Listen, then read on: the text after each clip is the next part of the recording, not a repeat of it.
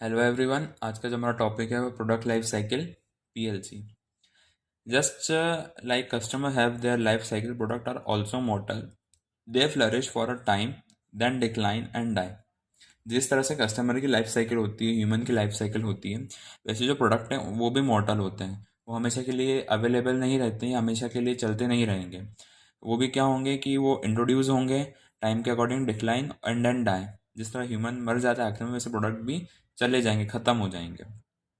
To say that product has a life cycle is to assert that. हमारा ये कहना है कि प्रोडक्ट की भी लाइफ साइकिल होती है या प्रोडक्ट की भी लाइफ साइकिल है। उसका मतलब क्या होता है? उसका मतलब ये होता है कि यहाँ पे कुछ पॉइंट्स देके रखे हैं। That product have a limited life. Product sales pass through distinct phases, each posing different challenges opportunities in the marketer.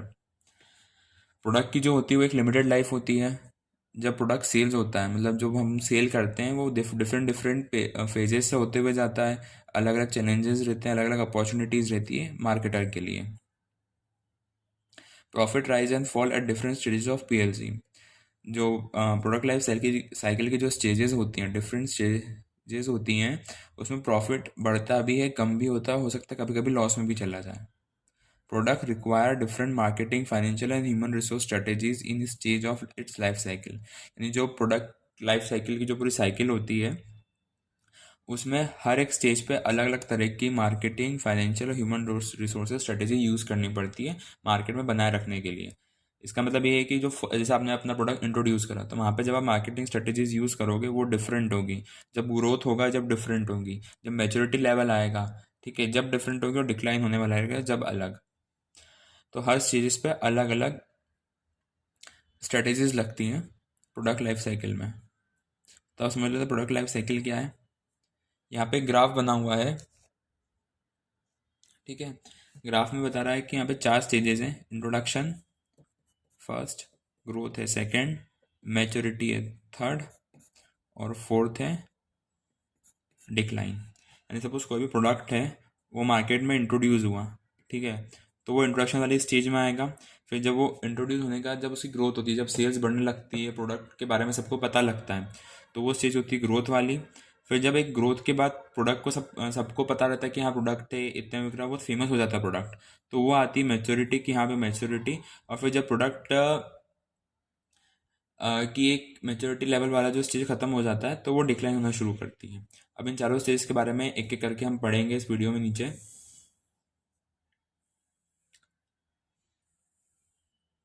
Stage 1, introduction.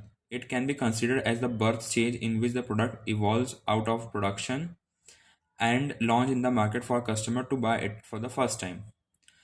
Introduction मतलब क्या होता है कि इसको बर्थ स्टेज माना जाता है। ये फर्स्ट स्टेज होती है, बर्थ स्टेज होती है, जहाँ पे जो प्रोडक्ट है वो इवॉल्व होता है, और प्रोडक्शन, जैसे प्रोडक्शन होता है उस चीज़ का, रॉ मटेरियल को लेके हम कोई प्रोडक्ट बनाते हैं, प्रोडक्शन होता है उसका, इवॉल्व आउट ऑफ प्रोडक्शन, और उसको लॉन्च किया जाता है मार्केट में कस्टमर के लिए, ताकि वो फर्स्ट टाइम बाय कर सकें। कोई प्रोडक्ट मार्केट में इंट्रोड्यूस होना इंट्रोडक्शन वाली स्टेज में आता है, जिसको बर्थ स्टेज बोलते हैं।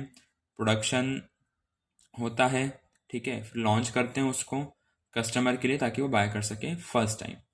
It is a period of a slow sales growth.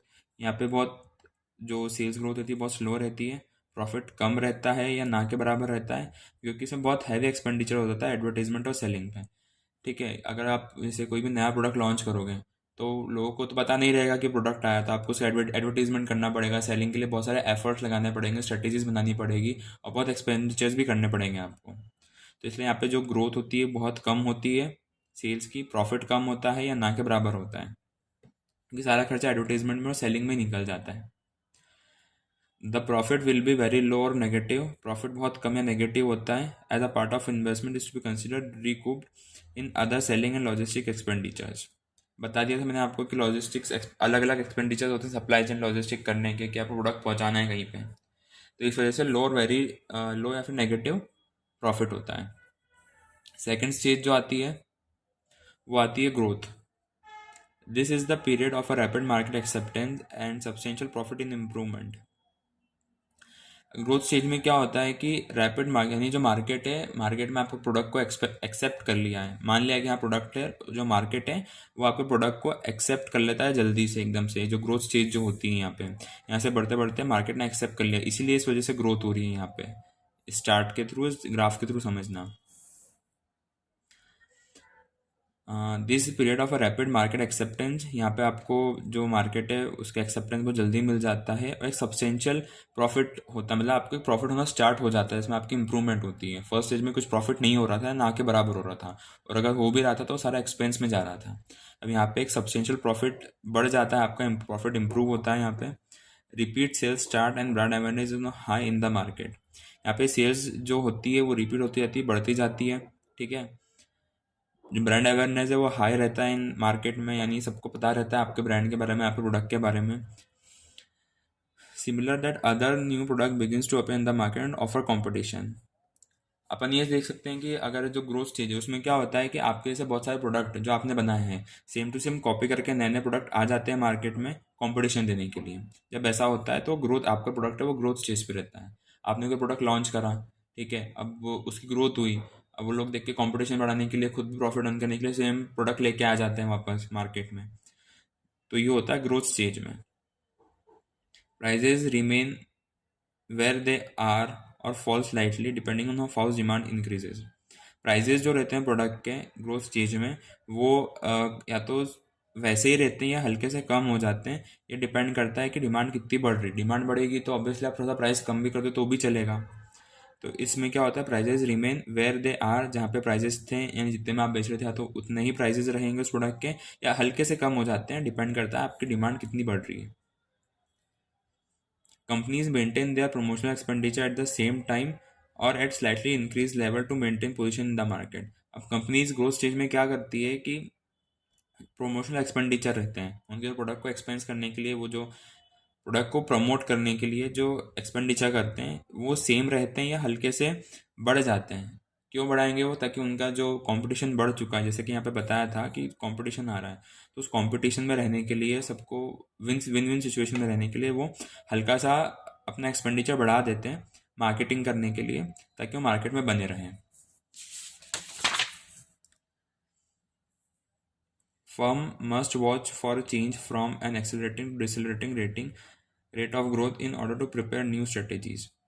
Firm क्या होती है कि थोड़ा सा जैसे ग्रोथ वाली स्टेज हुई वहाँ से हल्का सा डिसलेटिंग वाली स्टेज पे देखने को मिलता है, क्योंकि जब ग्रोथ होती है तो आपको नई नई स्ट्रेटेजीज बनानी पड़ती है उसको मेंटेन करने के लिए। तो वहाँ पे थोड़ा सा वाला फैक्टर रहता है, बाकी पूरा अच्छा ही चलता है, सारे पॉजिटिव पॉइंट्स रहते हैं ग्रोथ वाली स्टेज में।